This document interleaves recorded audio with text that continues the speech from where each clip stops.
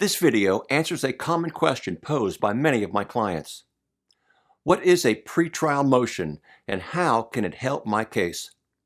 The answer to that question is coming right up after this.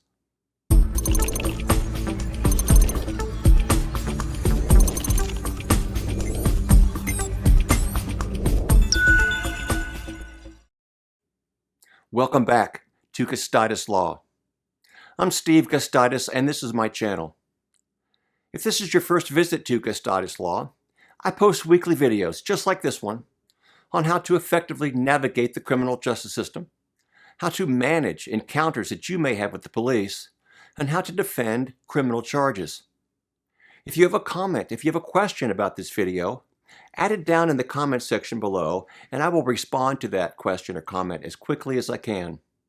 If you like the video, give it a thumbs up, and don't forget to consider subscribing to Gustitis Law. This video begins a new series here at Gustitis Law on pretrial motions in criminal cases and how they can be used to help defend your criminal charges. Today's video is an introduction to pretrial motions practice, while future videos in this series will discuss more specific motions and how they can be used to help defend your case. Links to other videos in this series can be found down in the description section.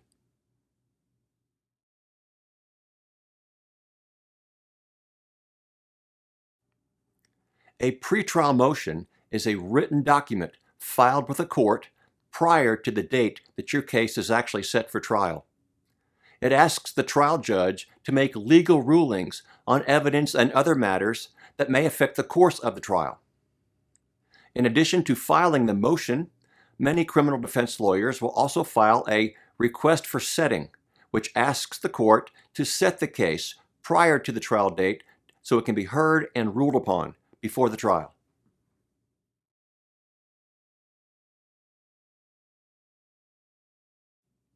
Some common examples of pretrial motions include the following: a motion to suppress illegally seized evidence. This motion is typically filed when the police have seized evidence in your case that your criminal defense lawyer is trying to get excluded from the trial itself. The motion typically claims that the evidence was seized in violation of some of your constitutional or statutory rights. A motion to suppress statements. This motion makes the legal claim that statements made by the accused person, usually incriminating statements, were acquired by the police in violation of either constitutional rights or state statutory rights. Common claims made in a motion to suppress statements would be that the statement was acquired in violation of Miranda rights that we are all familiar with, or that the statement was involuntarily made and acquired by the police.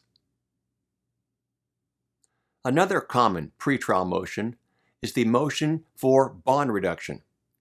Sometimes when a person is arrested and incarcerated in the local county jail, they cannot afford to hire a bondsman to make the bond to get them out of jail.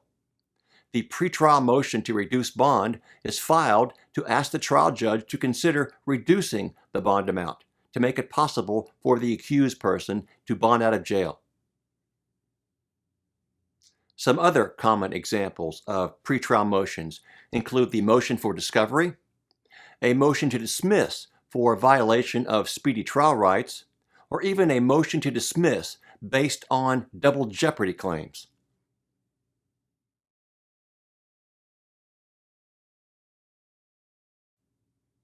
The objective of many pretrial motions is the suppression of evidence that has been acquired by the police and prosecutor.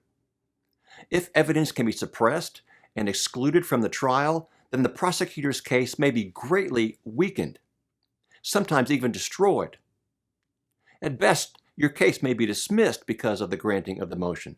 But at a minimum, after a motion to suppress evidence has been granted by the court, your position in plea bargaining negotiations has been greatly enhanced. Another purpose for litigating pretrial motions is to simply get valuable discovery in the case that may not be available otherwise.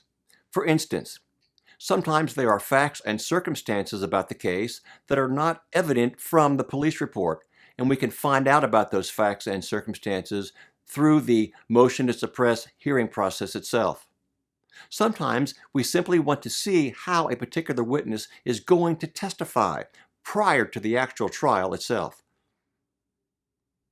Finally, even if you don't win your pre-trial motions hearing, you have at least preserved those legal issues for appeal. Even after a plea bargain, in many states, any motions that have been heard and ruled upon prior to trial can still be appealed by the accused. If you have any questions or if you have any comments about this video, add them down in the comment section below and I will respond to those. We may be able to begin a discussion that helps other people too. If you have some questions about a specific pretrial motion that I did not mention, add that down in the comment section too, and I will consider making it a subject of one of my future videos in this series.